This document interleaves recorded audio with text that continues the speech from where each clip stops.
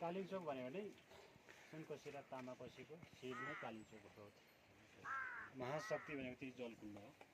यहीँबाट नै सुनकोशी यता दक्षिणतिर उत्तरतिर तामाकोशी बगेर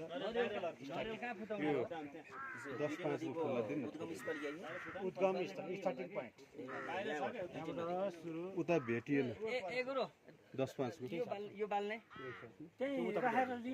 अनि यो जलकुण्डमा कहिले पनि सुक्दैन। त्यो सुक्दैन। र अचम्मको कुरा भनेको नै त्यही हो।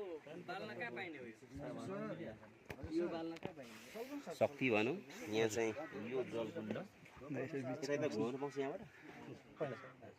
यहाँ जलकुण्ड छ। यहाँ कालिचोक माताको मेन दर्शन गर्ने स्थल हो। यहाँ एउटा जलकुण्ड छ। यो जलकुण्डमा उहाँले भन्नुभएको जस्तै पश्चिमतिर गए पनि तामाकोशी होइन उत्तरतिरको तामाकोशी उत्तरतिर बग्ने तामाकोशी दक्षिणतिर बग्ने सुनकोशी यो बिचमा जलकुण्ड छ। यही जलकुण्ड नै कालिचोक भगवती। यसैभित्र बसेर देवी कालीले तपस्या गरेको ठाउँ तपोभूमि। जानकारी दिनुभएकोलाई उहाँ पुजारी दाले एकदम त्यति नै हो छोटकरीमा। मलाई नभन्नु